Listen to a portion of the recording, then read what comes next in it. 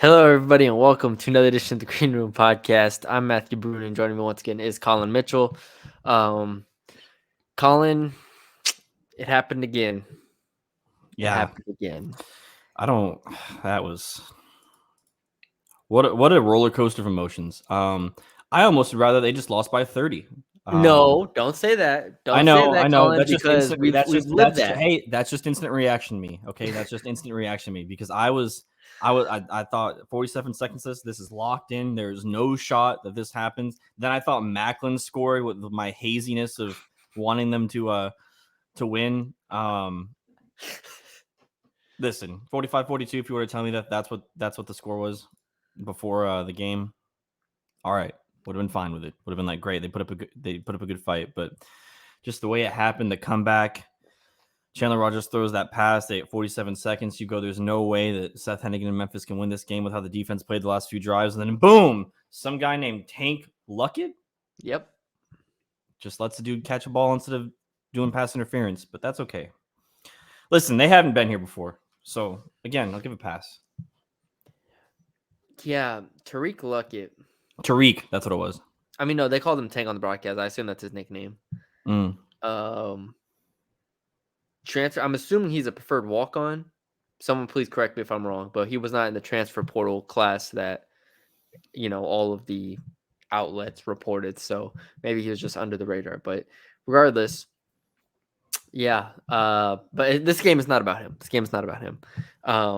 That play in particular, which we'll talk about more, was much more on the defensive coordinator calling that aggressive of a coverage when you were up 4 and just couldn't allow a touchdown. And somehow you leave man-to-man with no safeties, and that's just an impossible task, and I hated that call. But, I mean, if we start back, first half, quick recap. First half, 31-10, Memphis goes up. It was awful.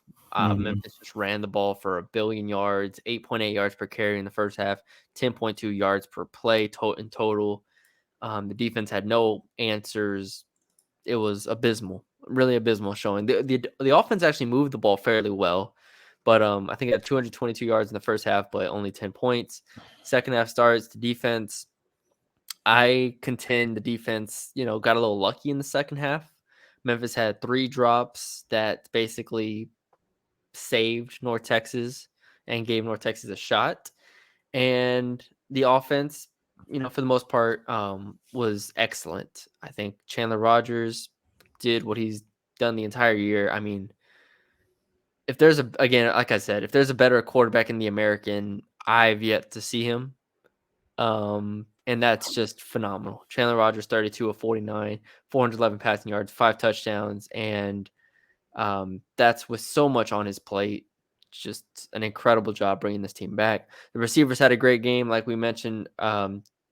Damon Ward, Jamari Macklin, Rod Burns, those 3 combined for 19 catches for about 260 yards and all 5 touchdowns. So good game from the passing, and then the run game got going in the second half too, where they were just ripping off big runs with the Day and Attaway. So all in all, like, we look at the big picture, and you opened up saying, I wish I would have beat by 30, and I know you were joking, but it's like, I was thinking about this on the way setting up this podcast. It's like, for how many years have we been asking for them just to be close in these games, just to be competitive Yeah. in these games? That was the whole thing with Latrell, To was they're come not, back from any deficit in any yeah, game. come back, make adjustments, do anything better through this stretch of 2 games. Yeah, I think, the Louisiana Tech win was also up there in terms, even though that was a different circumstance. I think that was a good win as well. I think these games show us what the coaching looks like that this program needs moving forward, and that this is year 1, and they're already putting up a fight with these teams that, like we said, under Seth Latrell, they probably are not putting up fights with. They're going down 21 and they're losing by 14, or they're losing by 28, or they're losing by 30. Well, now they're actually putting themselves in a position to potentially win the game. Yeah. And the loss hurts, but I thought that was a really impressive performance overall. Yeah, I mean, I would have liked the offense to get off to a more consistent start. I feel like obviously the defense allowing two 60-yard runs back to back Yeah. for touchdowns isn't ideal, but you score the 7 and you don't score for I don't did they score in the second half or the Second quarter, they second scored quarter? They field goal. scored 3. They scored 3. So um I guess I would have liked that more, but you're also not expecting to give up 31 points in the first half whenever you play a team. So Yeah. um I completely agree with you. Chandler Rogers is a different animal. I mean, especially for this team able to bounce back after that fumble late in the fourth. Yep. Like I was like, oh, this is over. Like I was at the doctor with Norma and I was driving home and I heard it and I was like, dang, it's over. No way they come back. Then they go up somehow, and it shows just the resolve of this team. Not only from the coaching staff, but the players as well being completely bought in because we've seen again, time and time again, Seth Luttrell teams. Not that they weren't bought in because I feel like he was able to keep the group Yeah. together, but it was like there was never anything extra. Like Chandler Rogers, for example, when you think he's gonna get sacked and he ends up just pushing through the line and willing his way to 4 extra yards, or Oscar Attaway after getting tackled behind the line. I think it was, no. He dropped a pass. He caught it with the Mhm. ground and then just ran for like 12 yards. Like it's just like there's bounce back with this team in small plays and in the big picture. And I think that's the biggest thing with this team. I mean, shoot, Roderick Burns, 3 touchdowns. Like Yep. it's just insane, dude. Yeah, the offenses under Seth Luttrell, obviously with Mason Fine and them were elite.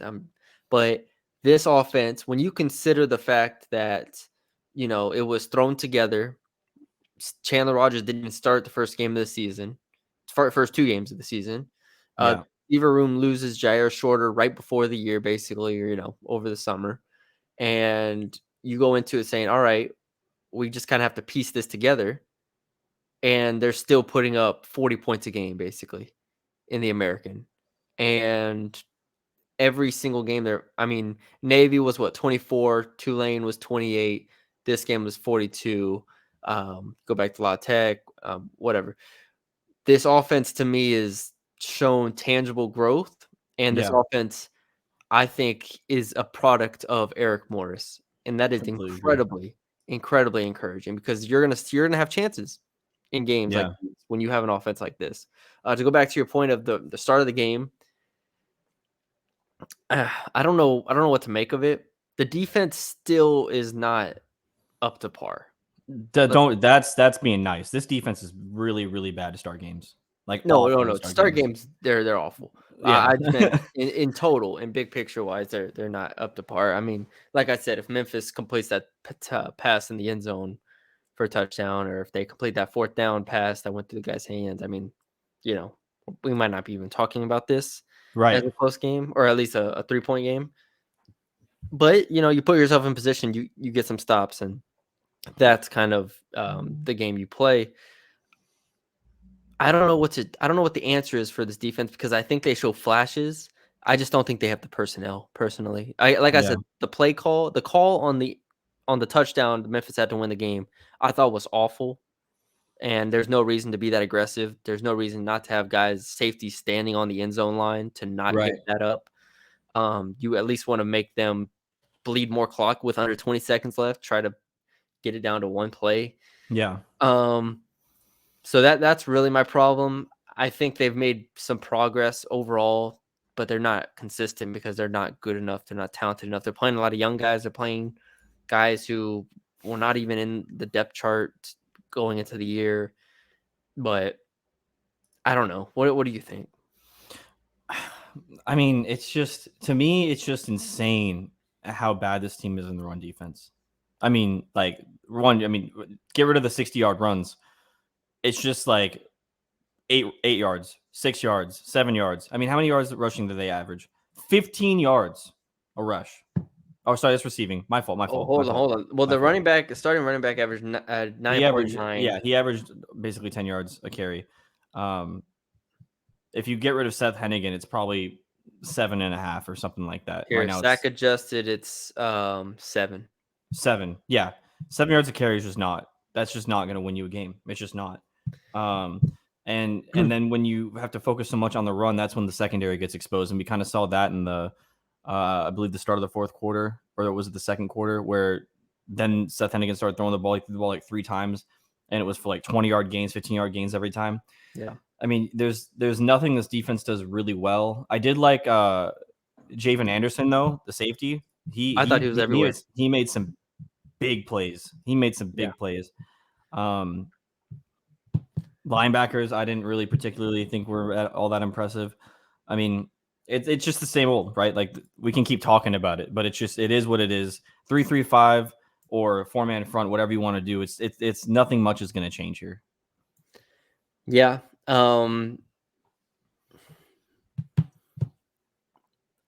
I don't know. Through 2 games now, Colin, or through 2 games, but now through 4 games of conference play, we have Navy, Temple, Memphis, and Tulane. Mm-hmm. They're 1-3. What do we think? What do you think of this team right now? I think it's a lead offensively and it sucks defensively. I mean, Okay, but if you like expectation wise, like, am I happy with what's happened? Is that what you're asking? yes, Yes, because it's what I expected. the 3 losses have come by 3, 7, and 3. Yeah, I mean, I thought these losses would have been by worse, and if you give them the FIU win, which, you'd hope that they win that game. They have 4 wins, and then this is on par with what I think they were going to win anyways, right? Like you win Tulsa, hopefully, and then you beat UAB, and those are the 2 that I had left. I had them losing this whole stretch of death. Now, if you told me that they lost these games by nearly nothing, and during the stretch of death, I'd be really happy. I think it's just frustrating that you're so close. Like now it's not a situation of like, oh, we can't do it. Now it's like, oh, we see it. It's possible. We saw it with Tulane. They tied the game up, lost when they couldn't score. We see it with this game. All you have to do is hold them for 47 seconds and they don't score. Now it's a frustration, not because you don't think they can do it, but because they're right there to grab it.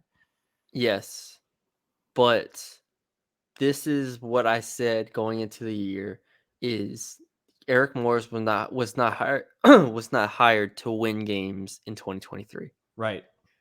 And I still believe that. I still think that's the case. And obviously, they're 3 and 4, but I think the way that they've played in recent weeks has to give you optimism here that even if he wasn't hired to win games in 2023, yeah, there will be expectations now going into 2024 that are tangible of competing with SMU gone, compete with everybody else in the conference. I think there's expectations for next game. There is, but I maintain that the results are not what I'm worried about here. And that's what I said going into the year. It hurts that you lose these games because a win in a game like that on homecoming at home would have been fairly significant. But you lose it. That's how it goes in year one. Sometimes you're going to lose games you're supposed to win. Maybe you'll win a game you're supposed to lose. But I think big picture wise, this is a massive step forward for this program.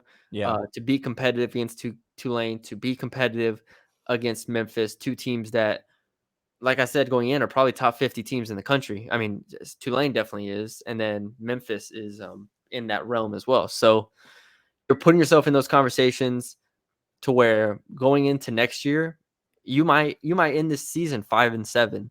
But we've seen enough progress, and if you, let's say, keep it somewhat competitive with SMU, and then you beat, if you keep it competitive with UTSA and SMU, and then you beat Tulsa and UAB, we're talking about what the only bad loss of the season was FIU.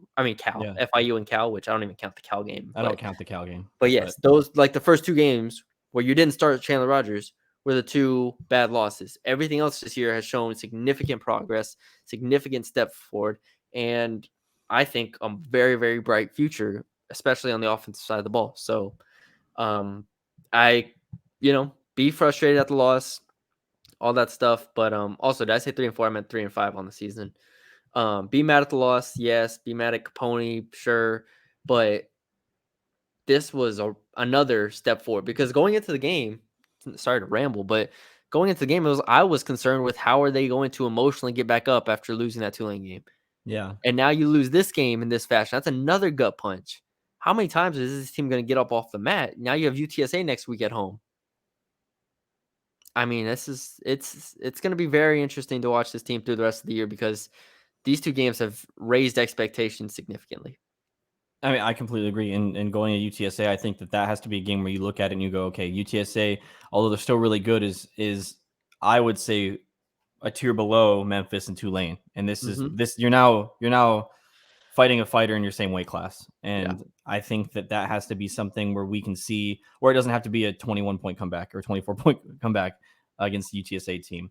But yeah, I mean, like I said, I thought they were only going to win 6 games. You kind of give them FIU, I guess. You're basically right where I thought they'd be anyways. So showing that they're doing so well against this competition so early and not losing by 25 points, I mean, I feel like you can only be happy. Obviously, not in the immediate aftermath of what we just saw, but I think in the big picture, like you said, you can only be happy with what's happening. Yeah. All right, let's recap our pick'em. Colin, it's getting kind of dark in your room. You got like Yeah, I forgot that the daylight savings time thing happens, and then at winter, I have a light, but I figured we'd wrap it up soon. But the window daylight is wide savings time open. doesn't happen Well, until whatever. It's gloomy outside. The sun sets earlier. Like, come on. Colin's a vampire just sitting in his room. No, the window's wide open. I mean, if I turn this around, but I'm not gonna. That's But all right. You don't have the ring light anymore? I do. It was just brighter whenever we started, and then now it's not I see. brighter. I see. I apologize. Okay, to the pick'em, and I hate to inform you all, it looks like Colin had a week. Colin had the week I he's don't been waiting remember. on. I Here blacked we out. go. Memphis over under 34 points. I had the over under. It was over. There's one for Bruni. Mm-hmm. Chandler Rogers over under 41.5 pass attempts. Colin had the over. I had the under. It is over. How Yeah, many like do you have? 49. Was it 49, 48? 51, I think. I got it here. 49. Oh, 49. That was a All lock, right. though. Let's be honest. Jeremy Mack yards per catch. This one was bad by me. I took the Also a over. lock. Or no, Colin took the under. I I took took the the under. over. It was well, he lost yards on the last play, the lateral play, which really would have pissed me off if that had cost If him. that cost you the loss. Because he lost like 20 yards. I think he had 60, 70 or something going into Yeah. it. It was 45. Regardless, he wasn't gonna get it anyways. So he is way under. And then Memphis third down conversions rate 39.5. Colin said over, I said under. I believe it was 5 for 11. Yes, 5 for 11, which is the over. So Colin rips off 3 in a row there. And then Colin's final score prediction was 34-31. Mine was 38-28. Memphis. Technically Colin was closer. 3-point win for Memphis on the money. So there you have it. Colin goes 4-1 on the week, and we are now tied at 19-19. Even. Wow. How the tables have turned. Yeah, start looking what I'm gonna look Get a like look. bald. Yeah, get a look. I don't know. I don't know. I don't know. Wow. I wonder how my family will feel about this. Yeah, you have any important events to go to at the start of next year? Christmas. With Oh, the family. this would be before Christmas. Actually, you'd be like coming here on your way down. Way down from what? I don't know. You don't. What are you talking about? I'm Way more north down. than you. Well, you'd come west and go south. I think that'd be a great Christmas present for your family. You go, hey, mom and dad, for the Christmas card. Maybe I might do that for 2 reasons. One, that could be a great conversation starter around family that I haven't talked to all year. Be like, wow, Yeah. you're bald now. I'll be like, well, I lost a bet. Be like, oh, okay. But 2, I think that would give me a week or 2 before SEC plays basketball starts. Yeah, and then you could at least wear a hat and kind of have something coming in. Yeah. Yeah. Yeah. Oh, Yeah. bro, Hat Bruni's gonna be back. Now, what I'm really trying to think of, because I was contemplating me going bald for a long time, being down 4 points at one point in time. I think I'm less concerned about going bald and more so concerned about how does it grow back, because it's gonna grow back evenly. So how often do you have to get it cut? Colin, you just get a haircut, What are Colin. the This steps? is not the What are the hardest thing in steps? the world. I don't get haircuts right now. I haven't gotten a haircut since July. God, you just get a haircut. What do you mean it grows out? I can't control it. No. Yeah, no. Yeah, but like when it's like when you got that peach fuzz, like what do you do with it? You just let it. I mean, Like eventually I just go bald it, just bald fade it or whatever. Okay. I have it planned out already. I am concerned because I really don't want to go bald. I don't want to go. I don't think either of us want to go bald.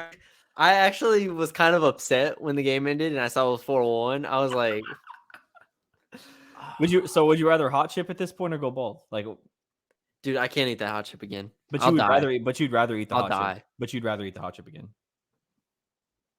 That's short term.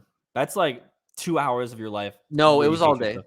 It was all day. It was all day. I told you, bro. I literally felt like not good. I won't curse on the podcast, but I felt not good the entire day. Like I thought I was gonna throw up. Well, I think I'd rather take a day of pain than shave my head.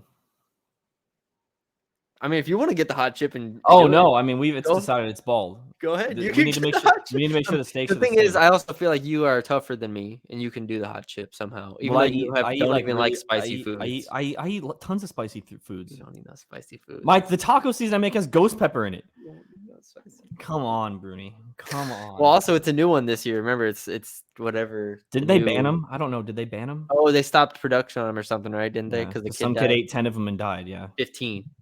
15. All right, Colin. Well, now that we know 15 is the number, the loser has to eat 14. That's the number. I'm trying to figure out how this kid. Sorry to the kid. Had Yes, the wherewithal after like 3 chips in to put more in his mouth. Like how are you going? Yeah, how are you functioning at that point? You're not. And no, I mean, well, he wasn't, Colin. He wasn't. Rest in peace to the kid. But he was not going anymore. This is really bad. Okay. Let's reset here. Should we just delete that? I don't know. I'm sure we'll be fine. People who made it this far UTSA people are gonna find us. The rider dies. People who made it this far, the rider dies. UTSA people are gonna find us again. Oh God, that was a moment. Okay. Anything else? We'll preview UTSA this coming week. Also, we're trying to get a big guest with basketball season starting up. Also, tomorrow is the scrimmage for North Texas Sam Houston State. There have been some scrimmages on television, like on ESPN Plus, blah blah blah, stuff like that. So I'm gonna see if they are televised. I would assume, bro, they have A&M and Texas Tech playing. Like they're gonna want to televise that game somehow on ESPN Plus or something. What? Arkansas just played Purdue. This is the public scrimmage. Yeah, I see what you're saying. Yeah, Arkansas just played Purdue on ESPN Plus. So it's like, what are we doing here? I think that it should be televised. I don't know. Let me ask. Very quick, if they win, or what are you expecting from that game? Since it is tomorrow. Sam Houston's pretty good. Don't forget, Sam Houston won the conference in the regular season last year. Sam Houston won the WAC last year, I believe, in the regular season. They played in the NIT. Sam Houston team. So, but I do expect North Texas to win. If I had to set like a spread, I'd say like North Texas minus like 5.5. So okay, somewhere in that realm. All right, is that it? Yeah, I'm progressively losing light here. Darker. So. Yeah. All right, guys. Thank you all for joining us. We'll be back later in the week to preview a big game against UTSA. Now that I think about it, that game, it's big. Gotta pull it on the stops. UTSA hate week, baby. I love it. UTSA hate week. We hate UTSA. So there you go. But yeah, leave us a like, comment, share, subscribe to the YouTube channel. We really appreciate the support. Check out Republic of Football. That's where we're putting our podcast now. So please look for us there. Also, just follow us on Twitter at Green Room UNT. That's where we post all the podcasts, all the clips, all that stuff. So thank you all for joining us, and we will talk to y'all later.